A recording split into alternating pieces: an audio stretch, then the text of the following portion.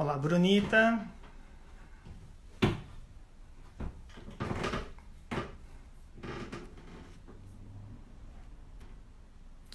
Boa tarde, pessoal. Tudo bom? Pessoal chegando, entrando na live. Boa tarde a todos. Eu sou Átila Bertoncini, coordenador do Ponto Focal do Projeto Meros do Brasil no Rio de Janeiro, no Ponto Focal Rio de Janeiro. E hoje a gente vai ter aqui um bate-papo muito bacana com a Tereza Gouveia, do Projeto Coral Vivo, sobre educação, ciência e conservação na Baía de Guanabara. Joia? Vamos aguardar só um pouquinho aí a Coral Vivo entrar para eu chamar a Tereza. Enquanto isso, eu queria apresentar para vocês a Redágua, né, que é a rede Águas da Guanabara, da qual fazem parte alguns projetos ambientais, como o Guapiaçu, o Projeto Sá, o Projeto Ilhas, o Meros do Brasil e o Coral Vivo. Então, esses projetos contam com o patrocínio da Petrobras, por meio do programa Petrobras Socioambiental, e a gente está iniciando uma série de lives essa semana, em comemoração à Semana do Meio Ambiente. Então, hoje, a gente vai ter o Meros convidando o Coral Vivo para conversar. Amanhã, o Coral Vivo vai conversar com o projeto Guapiaçu. Na sequência, o projeto Guapiaçu conversa com o projeto Sá. E, finalizando, no quarto dia, o projeto Sá vai conversar com o Meros do Brasil. Joia? Deixa eu ver se a Tereza já está por aqui.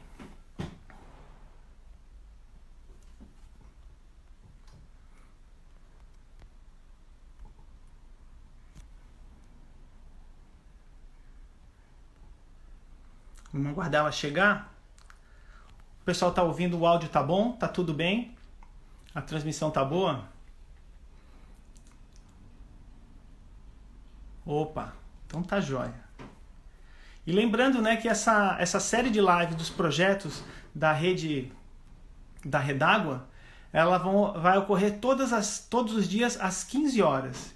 Então, às 15 horas, no perfil dos projetos, né, Projeto Meros do Brasil, Projeto Sá, Projeto Coral Vivo, Ilhas e Guapiaçu, vocês vão poder assistir essas lives, então, às 15 horas durante essa semana. Vamos ver aqui se a Tereza já chegou. Opa! A Tereza está aqui, me aceita e a gente dá início ao nosso bate-papo com ela hoje. Olá. Olá, Tereza, tudo bom? Como é que você está? Tudo? Preparada? Super preparada, pronta para mergulhar nas águas do Mero. Que bacana! Hoje a gente vai falar então de ciência, educação e conservação, e você, como uma especialista em educação, né, certamente tem muita coisa bacana para contar para a gente dentro dessa live comemorativa da Semana do Meio Ambiente.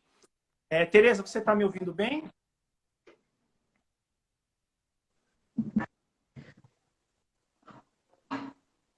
Está me ouvindo bem, Tereza? Tudo, eu estou te ouvindo com algumas falhas.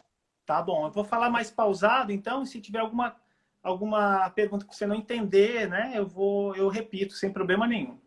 Né? Perfeito. Então, hoje, eu vou conversar com a Tereza, né, Gouveia, que ela é graduada em Ciências Biológicas, mestre em Ciência do Ambiente, Ciência Ambiental, aliás, pela UF, Universidade Federal Fluminense, e doutora em Ciências pela UERJ.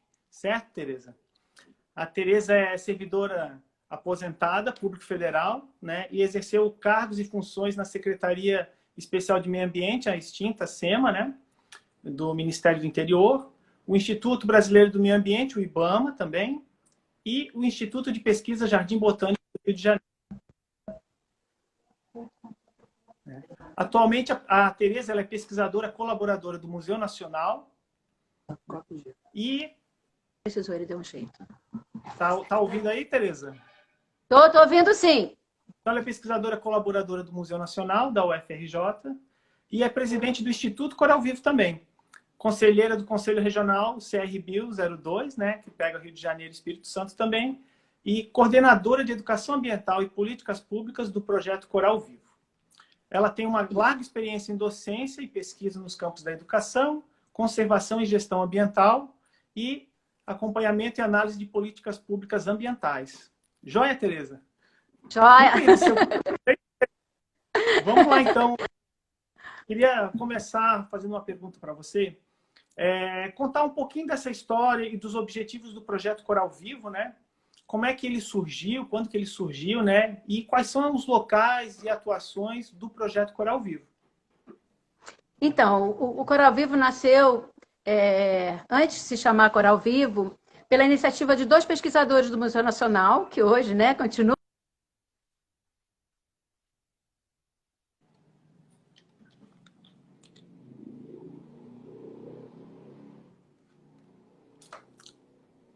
Travou um pouquinho o vídeo aí da Tereza.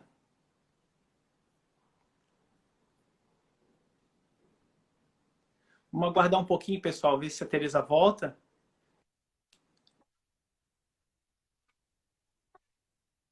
Né, em Porto Seguro, junto com outras pessoas muito importantes do Coral Vivo. E aí, em 2007, 2006, passou-se não o nome para Projeto Coral Vivo. Então, esse foi os primórdios. Tem uma publicação que a gente fez e que está disponível no nosso site para download, que é esse aqui, olha. Mergulhando no Coral Vivo. Aqui tem todo o histórico do início do Coral Vivo até os dias de 2 anos atrás. O resto nós continuamos na nossa trajetória.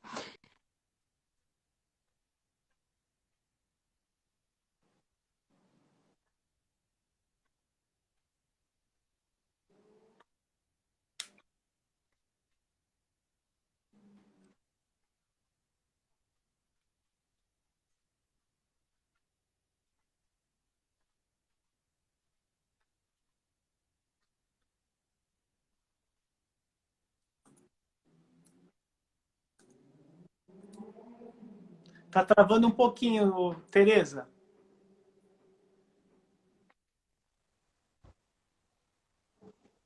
Deu uma congelada. Deu uma congeladinha aí, Tereza. Você pode voltar um pouquinho? Deu uma travada e ficou sem som para mim também aqui. Tá. Tá congelando até onde quer que eu retorne desde o início? Eu acho que sim. Muita gente está falando que travou. Para mim, travou um pedaço do meio em diante. Se pudesse retomar essa parte, a hora que você fala do livro, do Coral Vivo, que conta essa história. Tá. Você prefere que eu passe para 4G no meu celular? Eu acho que vai ser tá, melhor. Então, peço licença para você e para todos. Só um momento. Tá. A gente aguarda aqui. Pronto. Melhorou agora? Eu acho que sim. Acho que já está melhor. Sim. Então, pronto. Então, vamos continuar. Então, sobre... Oi. Boa parte retomar essa pergunta, né, de como é que surgiu o Coral Vivo, né? Já seria ótimo. Tá. Então, o projeto Coral Vivo nasceu idealizado por dois pesquisadores do Museu Nacional, que é Clóvis Castro e Débora Pires. Eita. Eles foram e são produtores de conhecimentos acerca de corais, recifes de corais e demais ambientes coralíneos. E em 2007 já atuavam junto com outros colaboradores muito queridos por todos nós do Coral Vivo, integrantes especialmente da rede de pesquisas do Coral Vivo, no sul da Bahia. Em 2006, nasceu o nome Projeto Coral Vivo, também idealizado por eles, e a nossa logo mostra muito, eu vou mostrar aqui uma logo só para vocês verem, mostra muito a nossa relação terra e mar. Por isso, a nossa gratidão de estar no Rei d'Águas também. Né? Então, é isso. Bom, aí, a partir de 2007, foi estruturado, mais uma vez, por algumas vertentes, só que agora mais formalizado, que é a produção de conhecimentos, então, através da atuação em pesquisa, de educação, então, dentro da educação está a educação ambiental, porque nós também trabalhamos com educação na formação continuada de universitários, a sensibilização, depois eu posso até explicar um pouquinho da diferença, né? E de política, de comunicação, importantíssimo, e de políticas públicas. Joia, bacana. Assim, pelo seu... E vou mostrar o livro. Posso mostrar o livro agora? Tá, eu tinha mostrado antes. Então, para quem tiver interesse em conhecer a nossa trajetória, nossa história, esse livro tá disponível em download no site do Projeto Coral Vivo. Perfeito. Livrão, contando o histórico todo aí do Projeto Coral Vivo, né? Ao longo dos seus anos. Átila, além do Projeto Coral Vivo, tem um pouquinho da nossa história também, de todos nós que fizemos e fazemos ainda o Projeto Coral Vivo. Que bacana, bacana a publicação. Então, Tereza, contando assim com esse seu histórico e o seu currículo, né, na educação, você teve assim grande parte dos seus trabalhos na área terrestre, né? Como é que foi assim esse teu histórico dentro do Projeto Coral Vivo que acaba entrando na parte da água, né? Pode contar um pouquinho para a gente como foi essa sua trajetória dentro do Projeto Coral Vivo? Pode, foi bem interessante. Na ocasião, eu sou servidora pública federal, né? Eles costumam, não é permitido a gente dizer que a gente é aposentada, a gente é servidora pública inativa. Eu não gosto dessa palavra, inativo, mas é isso. Na época eu era servidora ativa no Jardim Botânico e atuando no Núcleo de Educação Ambiental do Jardim Botânico. Jardim Botânico, para quem não sabe, ele era uma unidade do IBAMA. O IBAMA tinha superintendências estaduais e no Rio de Janeiro éramos duas superintendências. Tinha a superintendência Jardim Botânico do Rio de Janeiro. Todas as superintendências, portanto, todos nós que ingressamos nessa área, tinham os núcleos de educação ambiental. Todos nós fomos formados, né, pela mesma escola, para educação ambiental. Bem, no Coral Vivo já atuava como pesquisadora uma colega nossa da área de pesquisas do Jardim Botânico com algas. E o Clóvis Castro, conversando com essa colega do Jardim, que já trabalhava no projeto, antes de ser projeto Coral, já era projeto Coral Vivo, enfim, estava preparando um novo projeto para o edital Petrobras. E estava com alguns considerandos para colocar a parte de educação ambiental que era obrigatória. Conversando com essa colega botânica, ela falou, olha, vai procurar o pessoal do Núcleo de Educação Ambiental do Jardim Botânico. Bacana. E aí, então, aí foi então que ele chegou ao núcleo e eu tive o prazer, né, de atendê-lo. Estávamos eu e uma outra colega, e aí daí do dia para a noite tínhamos que escrever alguma coisa, porque o que estava ali colocado, depois eu vou falar um pouquinho, era uma educação ambiental que a gente não praticava. Certo. Que era muito pontual, não era processual. Então, o Clóvis aceitou a nossa proposta, né, de colocar a educação ambiental tal qual nós executávamos, e assim entramos. Aí o meu maior desafio. A educação ambiental, ela pode ser feita em qualquer, né, para conservação e sustentabilidade de qualquer ambiente, inclusive os construídos. Uhum. Mas eu nunca tinha mergulhado. Então... Imagina, já é um desafio, né? Oi? Já começa com um desafio. Então, aí o que acontece? No primeiro momento, não foi um desafio eu não mergulhar. Por quê? Porque os colegas, todos do Coral Vivo, sempre foram os professores em relação a esse ambiente que para mim era desconhecido. E aí depois eu até quero falar, absurdamente, para nós terrestres era desconhecido. Então eu aprendi muito, estou aprendendo muito até hoje. Mas eu quero te dizer que eu não tinha mergulhado ainda. No primeiro momento que eu mergulhei, foi de snorkel, eu falei para eles, adorei ficar entre o céu e o mar. Porque eu ficava boiando com o snorkel, olhando lá para baixo e vendo aquela floresta submersa e o céu estava acima. E eu estava vendo a terra longe, distante, mas completamente conectada. Então, o que foi desafio para mim foi também um momento de muita aprendizagem de como trabalhar educação ambiental, digamos, né, para águas. Uhum. E aí eu digo águas porque água é um elemento de conectividade. Então, eu não vou falar só águas marinhas, para águas. Então, foi assim muito bom. Foi uma transição que me deu bastante conhecimento de como eu poderia abordar alguns temas para a conservação. Aí sim.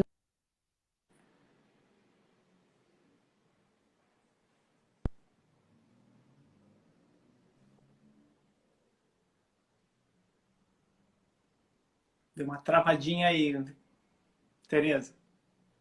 Vamos ver se a Tereza volta, pessoal. Tereza, travou um pouquinho agora no final, esse finalzinho.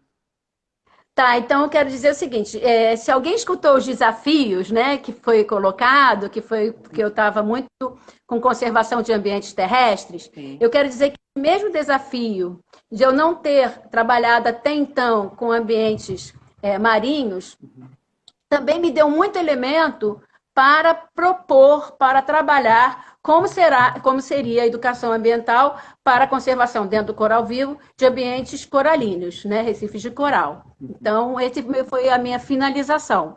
E também, em termos de água, eu tinha trabalhado, claro, né, no ambiente terrestre, você trabalha muito com a questão dos rios, da bacia hidrográfica, comunidade gerencial, mas, né, quando você vai para o mar, aí você parece que fecha o ciclo da conectividade. Então, o que era desafio se tornou uma grande vantagem para mim mergulhar nessas águas, mas já com pensamento propositivo de tudo que eu tinha vivido na terra e aprendido com meus colegas do Coral Vivo no mar. Que bacana. Bacana. E no mar a gente não tem as fronteiras, né? Elas se misturam. Então, realmente é um grande desafio, né? Trabalhar no ambiente marinho e trabalhar com essa questão da educação. E aí, Tereza, deixa eu te perguntar. Como é que se dá essa interface entre a pesquisa e a educação dentro do projeto Coral Vivo? Ótimo. Então, quando eu comecei a trabalhar com Coral Vivo, tinha até um colega meu, professor de unidade escolar. Eu nunca fui professora de unidade escolar de educação básica. Já dei aula em pós-graduação, em cursos de especialização, mas não nesse campo. E aí, comecei a perceber que nas nossas coleções didáticas que chegam nas nossas unidades escolares brasileiras, não se trabalha com ecossistemas costeiros e muito menos marinho. Então, o que aconteceu? Não tem conteúdo. Então, o professor não tem o conteúdo, o aluno, por sua vez, também não vai ter o conteúdo porque não está nas coleções didáticas. O professor que queira, né, ou que tem um desejo de se aprofundar, ele precisa de ter um material, né, ali pronto para ele trabalhar. Então, essa nossa percepção nos levou a... Eu digo sempre que o diálogo é a base de tudo, as relações são a base de tudo. Então, veio da pesquisa os conteúdos para a gente colocar como se fosse para suprir uma lacuna nos livros para os professores. Então, isso nos facilitou bastante. E aí, a gente começou a produzir esse material e entregar material. Até hoje, a gente entrega alguns materiais, primeiramente nos cursos de professores que o Coral Vivo promoveu. Hoje, então, assim, os primeiros foram esse, depois esse, nós estamos para lançar outro agora esse ano. Eles são entregues para professores, porque a minha experiência demonstrava que você entregar para as bibliotecas não fica disponível para o professor, né? Para aquele momento que ele está numa aprendizagem continuada. E aí, depois, longos anos depois, junto com uma outra rede, que é a Rede Biomar, o Projeto Coral Vivo lançou a ideia de ter um manual de ecossistemas costeiros e marinhos, também para entrega ao professor. Esse material a gente faz até hoje a entrega, é uma entrega selecionada, Coral Vivo, através de encontros pedagógicos com professores. Então, esse foi o primeiro grande desafio, essa percepção que faltava esses materiais e a produção desses materiais, através do nosso patrocinador, de poder disponibilizar para os professores. Joia. Mais alguma? Não, eu tinha uma pergunta que era assim, quais são essas ações mais importantes, né, que você considera do Coral Vivo dentro da educação ambiental, né, para os ambientes costeiros, marinhos, né? Você já falou um pouco, né? Se quiser se aprofundar em alguma coisa, essa questão de capacitar, né, grupos de professores, né, e pessoas que serão outras capacitadoras, né, e vão passar esse conhecimento para os alunos é muito importante do que simplesmente produzir um material, né, por mais bacana e interessante que ele seja, né, tanto de conteúdo como visual, e ele ficar né, numa biblioteca, sem que às vezes as pessoas nem saibam que tem disponível lá, né, esse material. Acho que por isso é essencial essa questão da capacitação dos professores, né, e gerar esses momentos, né, de encontros e troca desses saberes e poder capacitar realmente as pessoas que não têm a formação, né, de biólogo marinho, né, que tem essa formação pura dentro da pedagogia, poder beber nesses materiais que já vêm, né, muito bem selecionado, né, essas respostas que a própria pesquisa acaba fomentando a educação. Então, eu acho que essa aí é realmente a grande interface que a gente consegue fazer e colaborar, né, para uma educação de melhor qualidade. Joia. Então, posso complementar, então? Vamos lá, Tereza. Então, um dos desafios, uma questão que eu percebi ao longo desse tempo todo, e acredito que todos nós da Redágua também podemos perceber, é que, em se tratando de água, a grande parte da sociedade vê o espelho d'água, né? Não são todos que conseguem olhar para baixo, né? Então, pelo menos no ambiente marinho, e eu estou acreditando hoje em dia também, porque pelo meu conselho eu tenho um assento no Comitê da Baía da Guanabara, as pessoas não sabem o que a riqueza, os desafios que se tem para conservar a água como um elemento complexo, né, que tem níveis, mas a sociedade só vê a linha d'água. Então, esse conhecimento ele fica muito próprio, assim, muito ricamente próprio, com dois grupos sociais, que são pescadores e pesquisadores, e alguns setores do trade de turismo. Mas, por exemplo, floresta. A floresta a pessoa vê, né? Se ela está em algum ambiente florestado, ela está vendo. Se estiver no meio da caatinga, ela está vendo a vegetação. Cerrado, mesma coisa, Amazônia. Mas a água, né? Tirando as faixas marginal, que é visível, né? Que a gente deseja que tenha o tempo todo, só vê a linha d'água. Então, eu queria colocar isso. Então, assim, aí, retornando àquela pergunta, quais são as ações mais impactantes? Quais são os grupos sociais mais importantes para a educação ambiental? Átila, eu quero te dizer que não há um grupo especial. Porque quando a gente fala de educação, a gente pensa muito em unidade escolar. A educação ambiental tem uma linha muito grande nisso, né? O nosso Programa Nacional de Educação Ambiental, tal como os programas estaduais de educação ambiental, tal como os municipais, eles trabalham com várias possibilidades de educação ambiental, para ensino formal, para não formal, para informal, para gestão ambiental. E aí, nessa gama, a educação ambiental ela tem que ser dialógica com todo e qualquer grupo. Ela não deve, né? Na nossa linha não pode mesmo, mas ela não deve culpabilizar, ela não deve afastar, ela deve aproximar através do diálogo.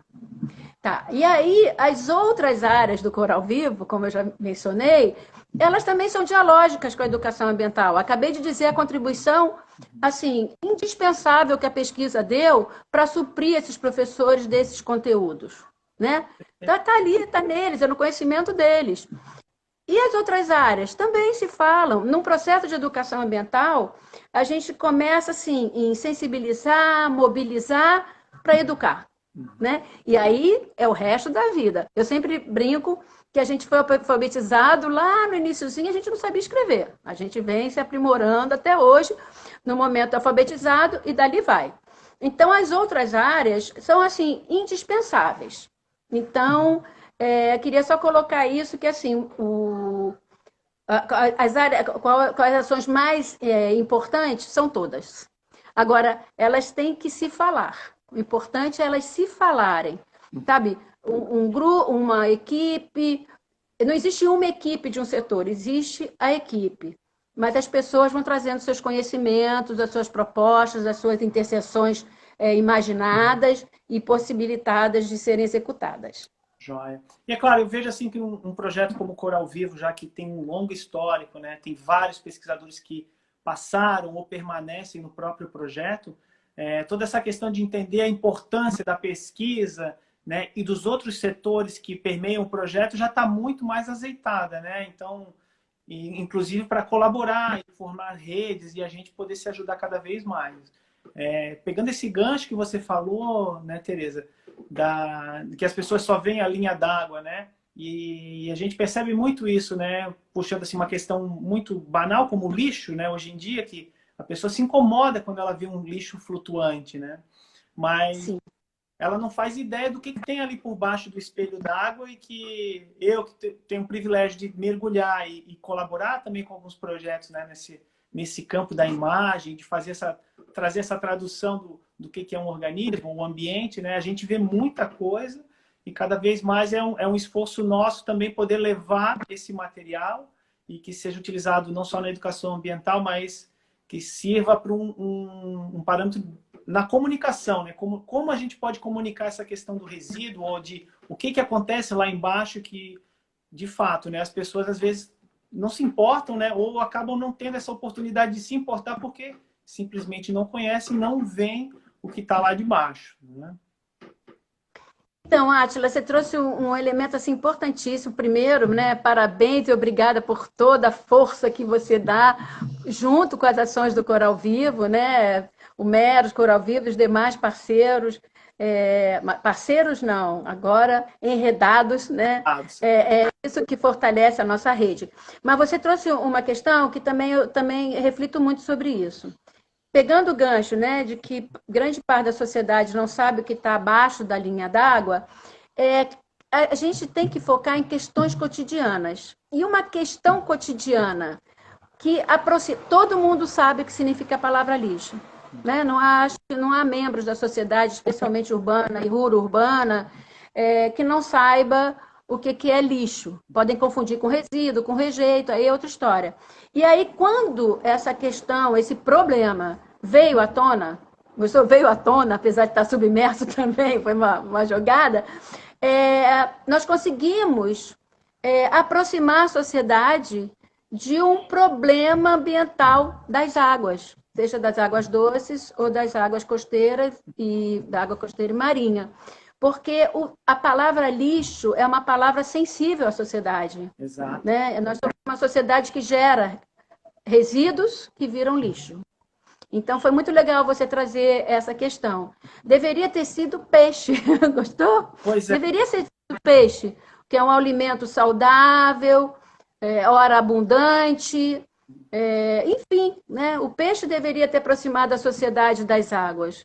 Mas, infelizmente, isso não aconteceu. Mas, então, nós temos um problema nos aproximando da importância da conservação das águas, que é o lixo. Perfeito, perfeito. Tereza, deixa eu te perguntar, assim, você falou que não existe um público, né, prioritário, né? A gente tem essa noção de que a educação tem que permear todos os públicos, né? Mas você, assim, pode falar um pouco das metodologias de educação ambiental que são utilizadas pelo Coral Vivo? Posso. Então tá. Então, assim, vou começar pela mais tradicional de todo mundo que trabalha com educação ambiental, que é trabalhar com ensino formal. Tá. Eu tenho que dizer para vocês que não me incomodo de dizer a idade, mas eu estou na educação ambiental desde a época que eu sou da SEMA. Eu não sei para os mais novos, como você, a Secretaria Especial do Meio Ambiente seria hoje o que seria o Ministério. Hoje não. Antes, o que era o Ministério. Então, teve como secretário Paulo Nogueira Neto, o primeiro, e quando eu entrei em 81, nós tínhamos biólogos, oceanólogos eu não me lembro, mas eu acho que tinha na SEMA Brasília. Enfim, eu sempre fui da SEMA Rio. Tinha SEMA Rio, São Paulo, Rio Grande do Sul e a sede em Brasília. Nós tínhamos que trabalhar eu vou falar tripé, né?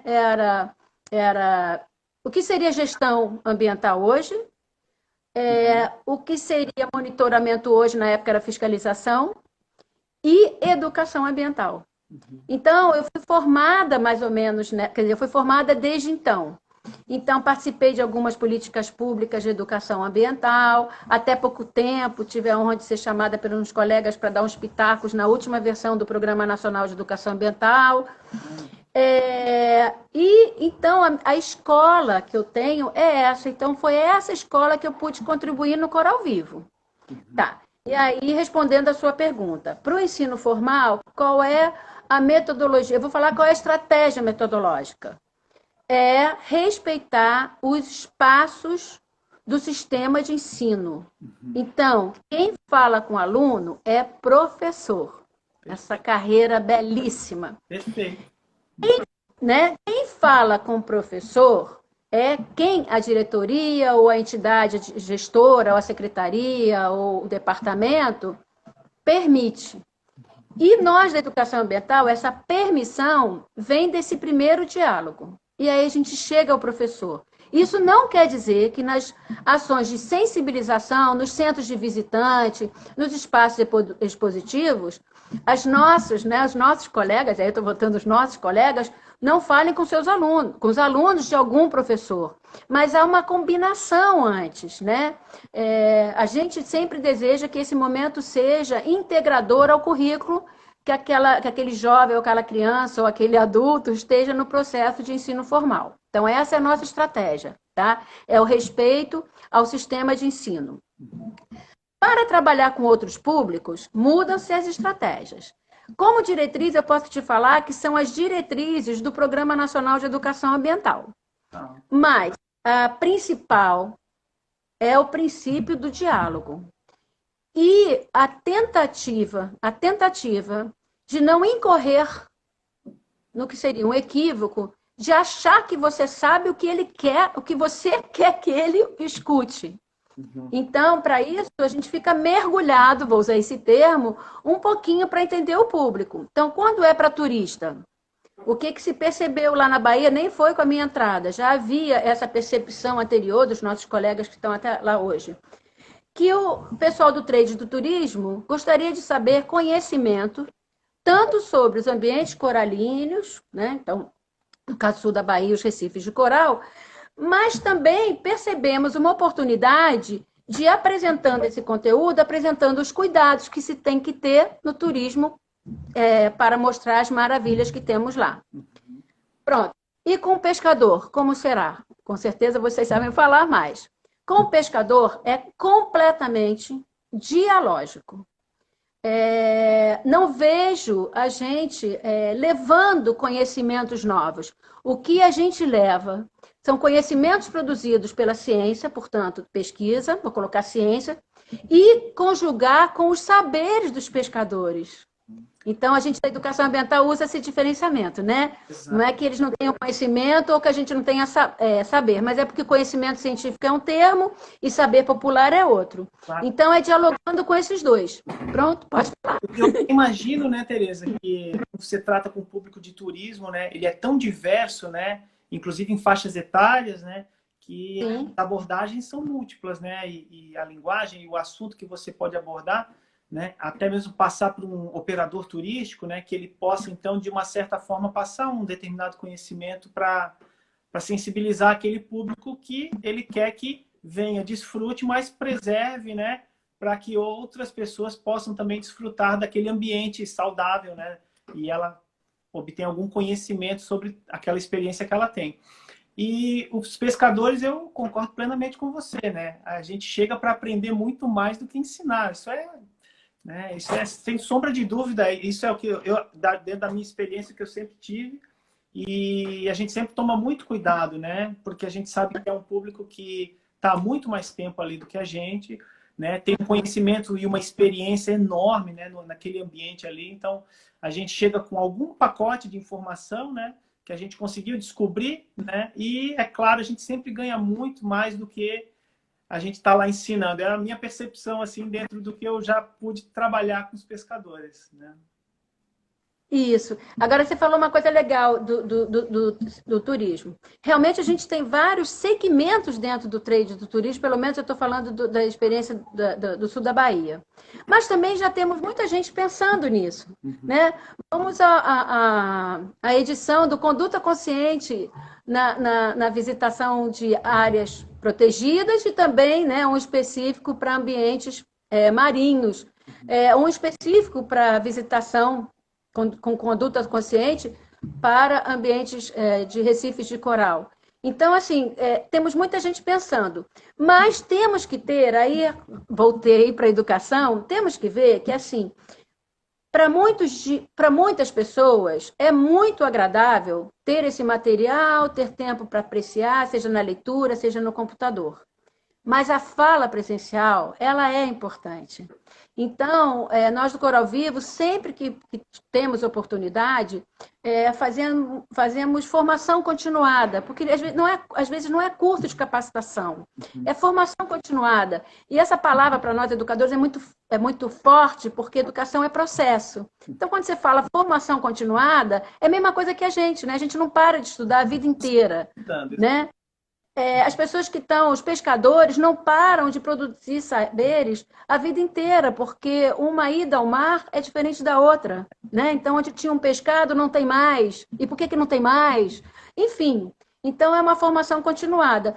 E aí, pegando mais uma vez a questão do turismo, temos que ter agora, e você não me perguntou, mas assim, eu acho que o maior desafio agora, no turismo é o turista.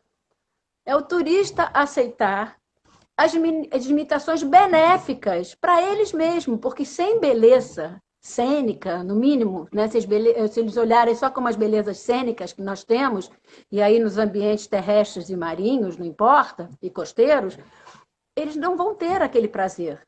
Claro. Então, esse nosso movimento, mas tem que ser uma coisa muito agradável. E aí, esses momentos de sensibilização, eles são muito importantes. E eu estou falando de sensibilização, mas não vamos descartar a questão da comunicação, né? Porque eu não vou falar igual Chacrinha, não, que eu sou, aí vou denotar a idade.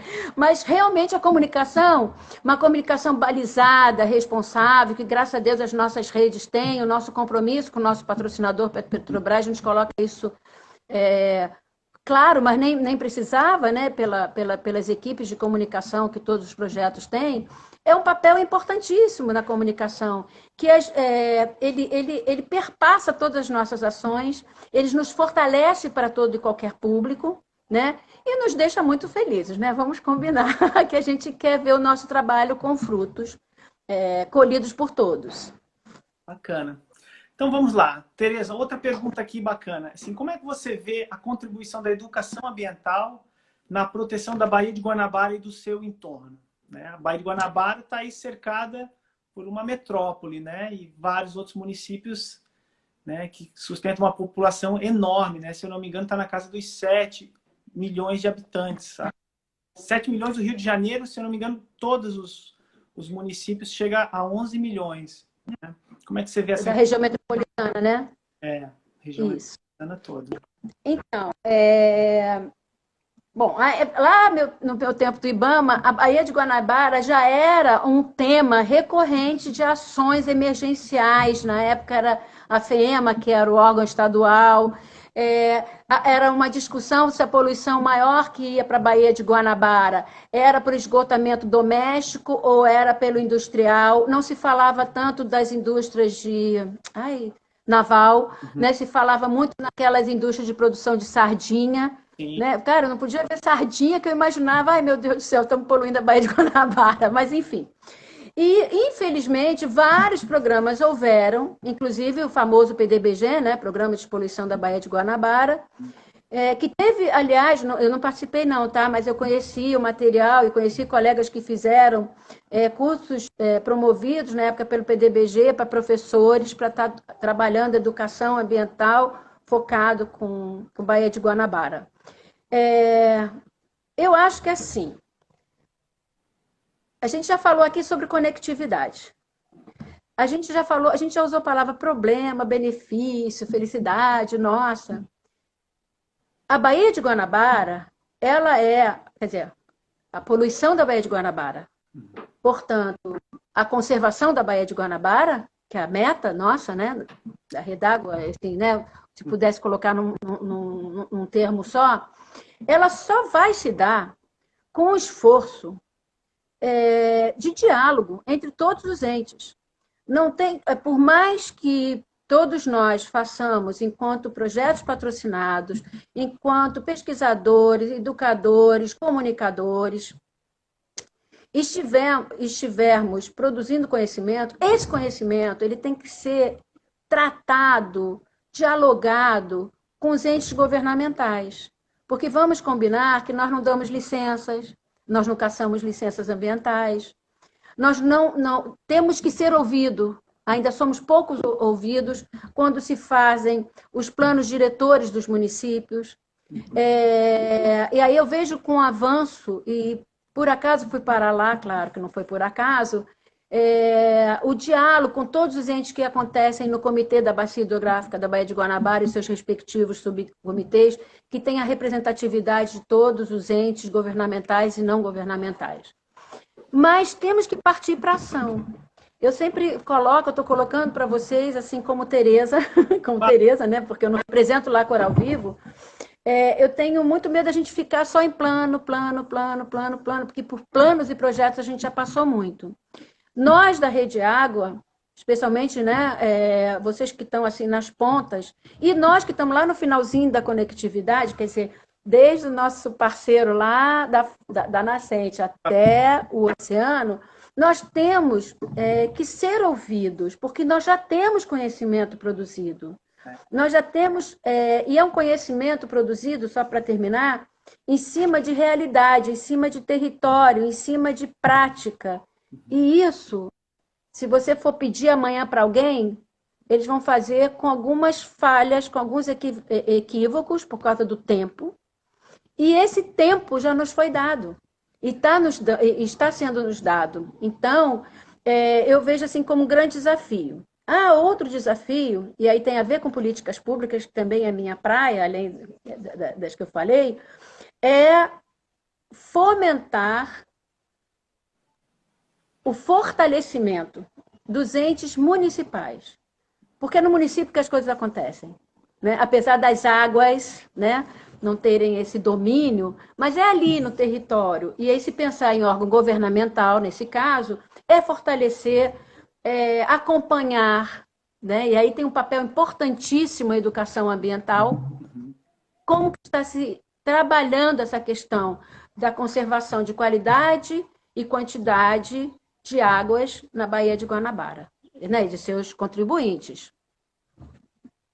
Joia. Bacana, Tereza, essa ideia, né, da Redágua, né, a Rede Águas da Guanabara, de juntar esses projetos, né, desde, como você falou, lá do fundo da Bahia, né, o Guapiaçu, né, o projeto Coral Vivo, o projeto Sá, Meros e o projeto Ilhas. Então, a ideia é trabalhar essa conectividade e poder fomentar, né, esses espaços de discussão também com vistas à preservação da Baía de Guanabara. Joia. Deixa eu te perguntar mais uma pergunta, que aí a gente vai entrar aqui nos 17 minutos finais, Tereza. Como alguém assim, você com uma longa trajetória, né, na educação e no ambientalismo, né, quais seriam as ações que você considera assim, prioritárias, né, para a melhora dessa qualidade ambiental da Baía de Guanabara? O que você assim, prioriza hoje em dia? Acho que você já... Das ações para a Baía... Isso. Repete de novo. As ações gerais. Melhorar a qualidade ambiental da Baía de Guanabara. Tá. Então, primeiro, é um reconhecimento da complexidade da Baía de Guanabara. Para isso, eu já apresento para vocês que o Comitê da Bacia Hidrográfica já está assim, com um trabalho bem consubstanciado de diagnóstico. Tá? E nós estamos trabalhando com esse diagnóstico. Porque muito da Baía de Guanabara se sabe, mas muito ainda não se sabe. Da Bahia para a Bahia ali, enquanto, né, a questão geográfica. Tá, então é assim. Conhecer bem a Bahia, e aí eu digo que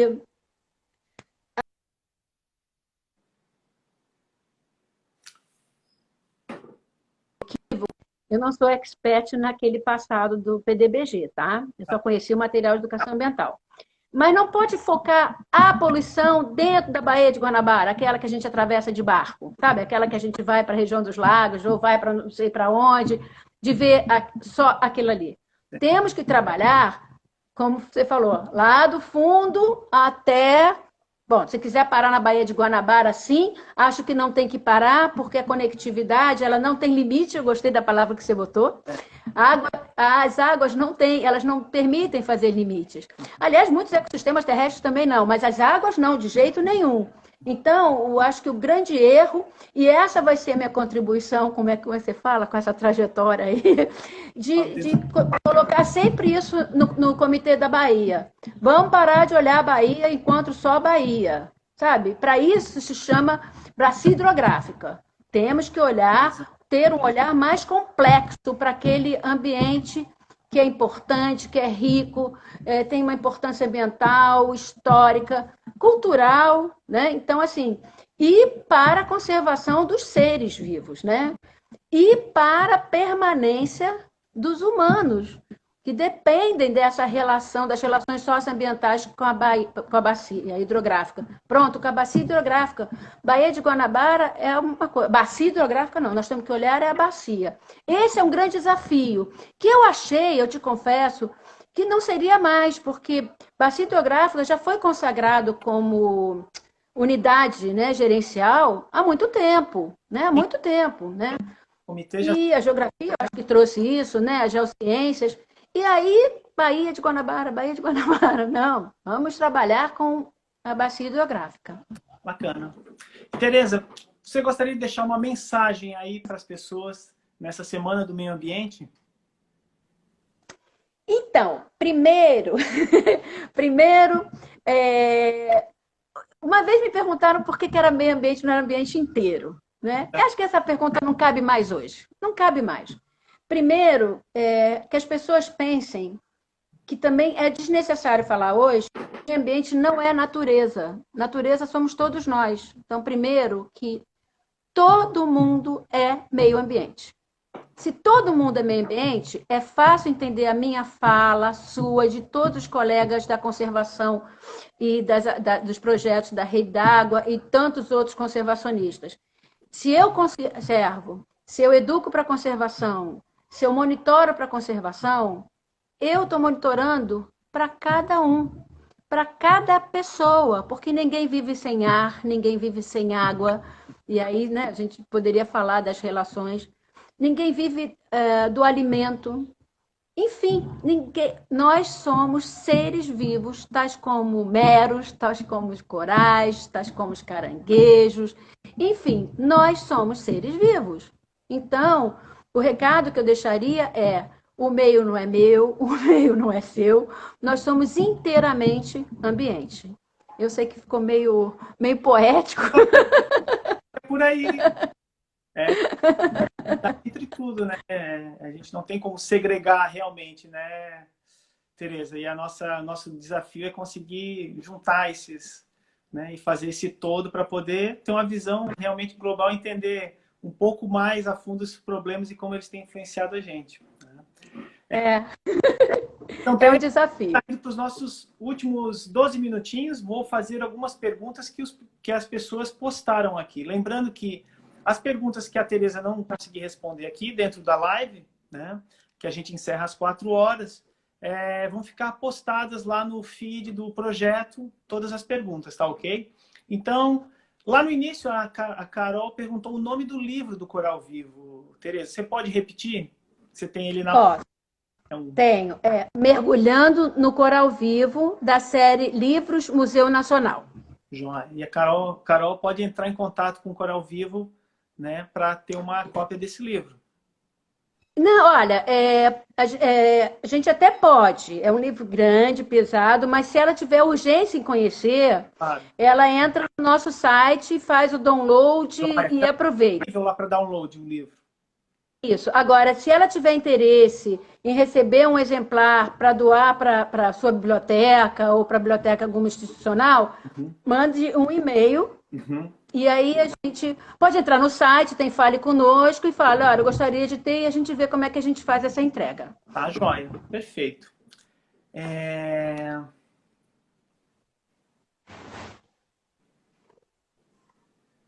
Deixa eu ver outra perguntinha aqui. O Alvarenga pergunta se tem material de educação ambiental para disponibilizar para órgão ambiental, Tereza. Temos sim. Então, mais uma vez eu digo, eu recomendo que ele entre lá no nosso site, veja o interesse dele. E se ele quiser físico, Aí vai depender da possibilidade da gente poder mandar pelo correio, sempre há essa possibilidade, sempre há limitações. Mas, de qualquer maneira, o que eu sugiro para ele é ele entrar logo no nosso site e dizer para Alvarenga, né? E, Alvarenga, e lá também nós temos 2 vídeos, vou colocar 2 vídeos, já que ele falou de educação ambiental, que são muito bons. Um é a vida no Recife, que é muito legal, que inclusive tem sido utilizado para vários cursos do ensino formal, inclusive superiores, que fala como é que é a formação de recifes de coral, claro que fala sobre a biologia dos corais, a ecologia do ambiente, enfim, também disponível para download, super fácil. E tem um outro que é muito rico para nós, que é o Homem e os Recifes, porque para nós, assim, para nós todos, né? As relações socioambientais elas têm que ser comentadas também, né? Elas mantêm, né, o estado da arte dos ambientes naturais. Então, esse Homem dos Recifes também conta um pouquinho da nossa trajetória aí entrando por essas relações lá no sul da Bahia. perfeito. Tereza, Maíra pergunta qual é a linha teórica de educação ambiental que o Coral Vivo segue? Tá. Então, a nossa linha principal são 2, tá? Ela é uma linha ambiental, ela é a linha da trajetória dos princípios da crítica, então, educação ambiental crítica. Por isso, as palavras respeito, transparência, compromisso, reflexão são muito caras. A outra é transformadora, porque quando a gente trata de uma questão identificada com algum grupo social, a gente pretende que, no mínimo, se construa uma transformação naquela ação, mas ela não é imposta, né? Ela é construída. Então, as 2 linhas da educação ambiental do Coral Vivo, em especial, a crítica e a transformadora. Mas temos também muito trabalho na emancipatória. E isso vai muito da comunhão da ação de educação ambiental com políticas públicas. Então, especialmente também com um público que é o público juvenil, né? Na verdade, assim, né, o futuro... eu nunca gostei de falar que o futuro está na... Não, quer dizer, a gente tem que criar, educar as criancinhas são o futuro da manhã. A gente tem que deixar um futuro da manhã para ter criancinha, né, podendo continuar uma trajetória. Mas os jovens, eles estão aí, eles são atuantes, eles são formadores e transformadores da realidade. Então, essa linha da educação ambiental emancipatória vai muito por aí e dialoga com a educação ambiental para a gestão ambiental pública. Então, a participação qualificada em conselhos de meio ambiente, de unidades de conservação, em comitês de bacia, pega bem essa nossa vertente. Joia. Então, deixa eu fazer mais uma pergunta aqui. Tem algumas perguntas aqui mais técnicas sobre zooxantelas e preparação de naufrágio. Vou deixar para os pesquisadores responder depois na feed. E Guta Seixas tem uma pergunta aqui, no caso dos corais, né, aos olhos, que torna esse tema mais distante das pessoas, né? Como aproximar as pessoas mais dos ambientes coralinos? Eu adoro essa pergunta. Um dia eu estava num seminário, e aí era em São Paulo capital. E uma aluna, não sei se de mestrado, enfim, foi dentro de uma universidade, mas o grupo que estava lá era muito orientando de colegas. Aí ela assim, mas como a gente vai trabalhar? Era sobre lixo marinho, mas entrou corais, claro. E aí ela assim, mas como que a gente vai aproximar a gente em São Paulo? Como é que a gente vai falar dos ambientes marinhos? É muito difícil. Aí eu falei, não, é muito fácil. Todo o rio corre para o mar. Então é só a gente acrescentar. Todo o rio corre para o mar. E lá embaixo, no mar, nós temos recifes de coral e temos corais que são animais. Agora, eu entendo a pergunta dela. Essa palavra coral, quero te dizer que quando eu comecei a trabalhar no Jardim Botânico, com o projeto Coral Vivo, era assim, não, a Tereza está numa reunião no coral. Aí um dia, o Jardim Botânico já teve coral no passado, eu nunca cantei porque eu sou péssima. E aí um dia, assim, um colega meu me encontrou na hora do almoço, pô, Tereza, que legal, você está entrando no coral? Eu falei, Mas eu já estou trabalhando no coral já tem 1 ano. Aí ele assim, não, você não está indo lá cantar. Eu falei, não, não é esse coral. Então, assim, Olha, então, mais uma vez, como a gente trabalha juntos, pesquisadores nutrindo o setor de comunicação, a nossa sensibilização e a educação ambiental repetindo, né? Existem corais, são animais, né? Eles têm que ter os cuidados de vida como qualquer ser vivo. Então, eu entendi a pergunta. Agora, como aproximar? Todo rio corre para o mar. muito E muitos lugares no oceano nós temos corais. bacana. Essas informações às vezes parecem tão básicas, né, para pesquisadores, né? E a importância da gente estar sempre lembrando, né, que não são plantas, né, são animais, né? E tem muitas dúvidas, né? Mas é um ambiente Não são belíssimo, pedras, não não são pedras. exato, não são pedras, né? Muito menos plantas, né? São animais. Muito menos. Joia. Tereza, você gostaria de agradecer alguém para a gente Muito, na nossa live? muito. Primeiro, assim, adorei mergulhar nas águas do Meros, adorei. Muito bacana. Quero dizer assim que para nós do Coral Vivo, estar numa rede é otimizar os nossos recursos enquanto um projeto. Claro. Então, a gente vai perdendo essa capacidade de ser essa capacidade não, essa possibilidade de estar atuando em um projeto e estar atuando em projeto. Né? Então, em rede, o que é o barato de rede? Eu gosto muito de rede. Minha trajetória como educadora ambiental está em redes. Aliás, acabou de criar uma agora, a Rede de Educação em Políticas Públicas, agora não, muito recentemente, barato. Então, assim, estar em rede é otimizar esforços, é juntar reflexões para enfrentar desafios, e é aumentar a alegria de cada conquista de qualquer projeto. Então, na vez de ficarmos comemorando com nossas pequenas e grandes vitórias, Claro. a gente vai comemorar sempre, porque dentro de uma rede, sempre alguém vai ter sucesso para a gente compartilhar. E eu digo assim, a pior coisa que pode acontecer com qualquer pessoa do mundo profissional, seja ele qual for, ou mesmo doméstico, é se deixar bater por fracasso. Então, é claro que na nossa vida profissional há alguns fracassos, mas quando a gente está trabalhando em rede, nossa senhora, até falar do nosso fracasso ele fica menor, né? Porque aí um vai falar assim, opa, mas olha, eu também tive, mas a gente conseguiu superar. Então já superamos. Porque superamos em rede, né? Então, quero deixar esse recado que, assim, claro que eu estou aqui falando pela educação em políticas públicas do Coral Vivo, mas tenho certeza que eu estou falando aqui em nome dos colegas do Coral Vivo, todos, que é uma grande satisfação a gente estar na Redágua, né? A Redágua ela nasceu com uma energia muito positiva e, mais uma vez, ficamos unidos por um bem essencial à vida, que é a água. Que bacana. Bacana. E obrigada a você, Átila. Muito obrigada a você. Eu, né, assim, eu aprendi muito nessa live, né? Para mim foi super interessante entrevistar, né? Eu conheço o projeto Coral Vivo, mas nada como falar com um especialista, né, no assunto da educação ambiental para a gente, né, ampliar nossos conhecimentos.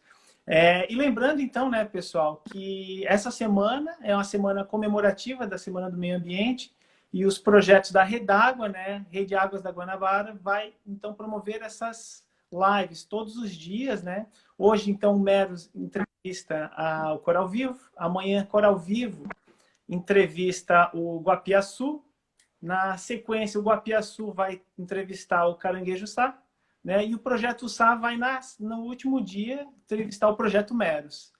Então, todos esses dias, nesses próximos 3 dias, e às 15 horas, a gente tem esse encontro marcado, né, no perfil dos projetos, para você, então, conhecer um pouquinho mais sobre as nossas ações em rede na Redágua.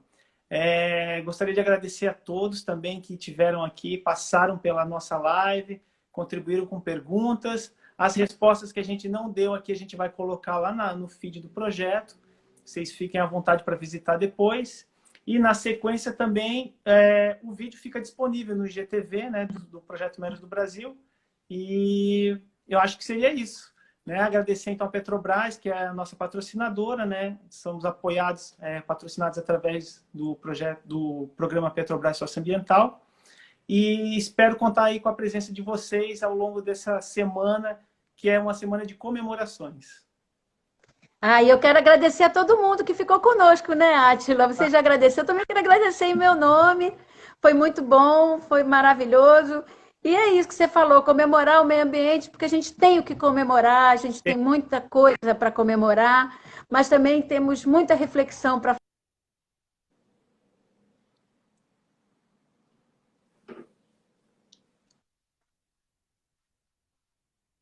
fazer só para